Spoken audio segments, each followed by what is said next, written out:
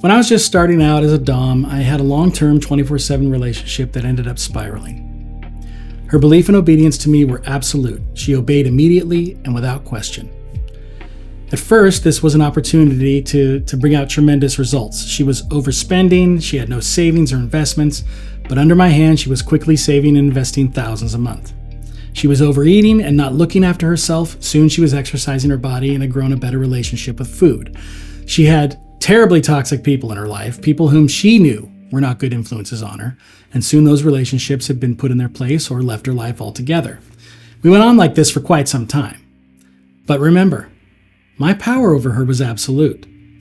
And unrecognized by us both at the time, I was not yet worthy of holding that kind of power. I'll be honest, it was gratifying to see those changes. She was ecstatic, of course, but over time, I began to command more and more of her from a place of purely my own selfish desires. I didn't realize it, but I was finding my own self-worth in her obedience to me. So much so that things began to devolve. There came a time when the negative things I was allowing to arise between us overshadowed the positive things, and it all fell apart. This experience sent me spiraling within myself. What had I done? How did I fuck it up?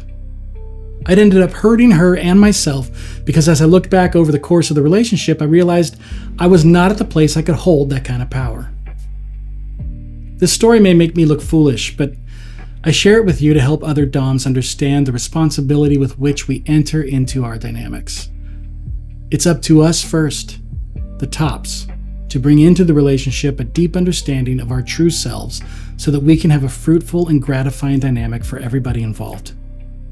Have you ever considered what a dominant truly gives in intimacy? Not just the command, not just the act. What they offer, consciously or not, is presence. The kind that holds, contains, and penetrates. But beneath that presence, if they're honest with themselves, is their soul. A soul with hunger. Hunger for reverence or devotion, for the sacred feeling of being safe to lead and safe to need. We talk about control like it's a show of power. But in its truest form, control is a kind of surrender to responsibility and integrity, to the weight of another's trust in your hands. And this, so many years ago, was what I had yet to understand, but I learned. When a Dom engages with another, it may look like precision or performance, but deeper than that, it's someone offering their own archetypal hunger, not just to be obeyed, but to be known. To be seen for the one who carries structure so the other can unravel. To be felt and not just feared. To be chosen, not just submitted to. Dominance isn't about the choreography of commands. It's about whether or not you're home in yourself when you give them. Because at its core, what most Doms truly seek isn't power for power's sake. It's meaning. It's resonance. It's that rare moment where control dissolves into communion and the roles become doorways to something far more ancient inside of them. This is what many don't understand. When a Dom gives their full presence to a scene, they're not just playing, they're opening. They're giving more than rope, more than impact, more than praise or correction. They're giving the structure of their own soul. And that kind of giving, when done in emptiness, can drain you. Not because the other takes too much, but because you gave without first anchoring to your own center. This is where many Doms and other tops falter. They build their dominance on a persona or technique or on their own bravado, but beneath that mask is often a child who was never taught how to hold themselves. So they learn to hold others instead. They think, if I can make my sub feel safe, seen, obedient, wrecked, healed, whatever it might be, then I matter. But real dominance isn't something you perform to feel valuable. It's something you embody when you've already claimed your own value.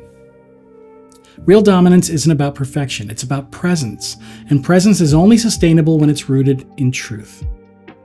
If you enter the sacred exchange without tending your own emptiness, you will eventually ask your submissive to do emotional labor you didn't even realize you were outsourcing.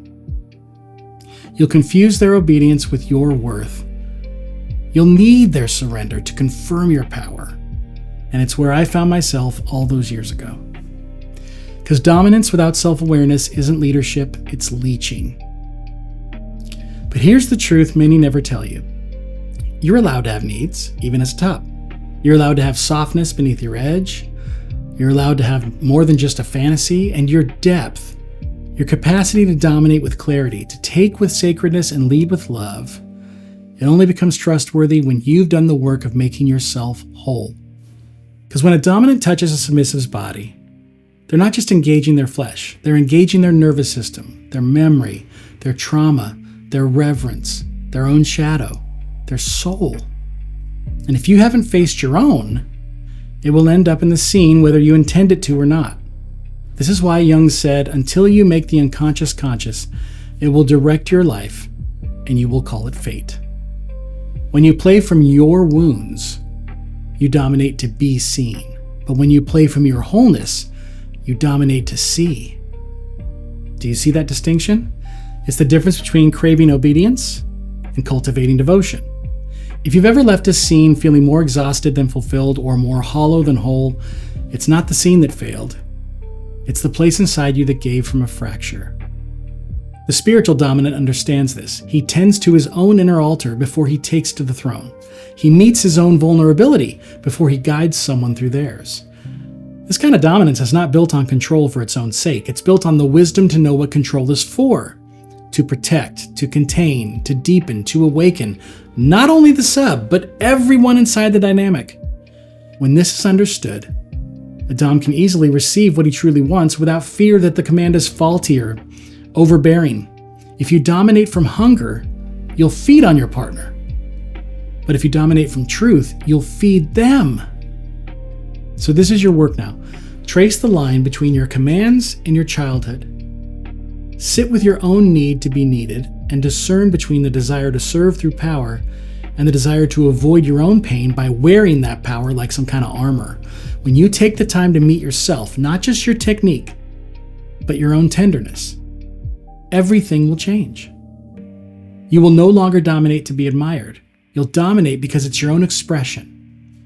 A language through which you give without depletion, you receive without shame, and you create without contamination. When you do that, your scenes become ceremonies. Your taking becomes giving. Your intensity becomes intimacy. And that, my friends, is the holy dominance the world has been starving for. Not performance or perfection, just you, anchored, whole, and awake. If you resonate with this kind of thinking and you want to go deeper, I invite you to leave a comment, visit fletchandspirit.love, or book a call with me. Let's go deeper together. Below you'll find all you need to get in touch and become part of this budding community. I sincerely thank you guys for watching, and if you have any ideas for other concepts you want me to explore, please share those in the comments as well. My name is Jeremy, and my hope is you'll find freedom in the bondage you choose. See you next time.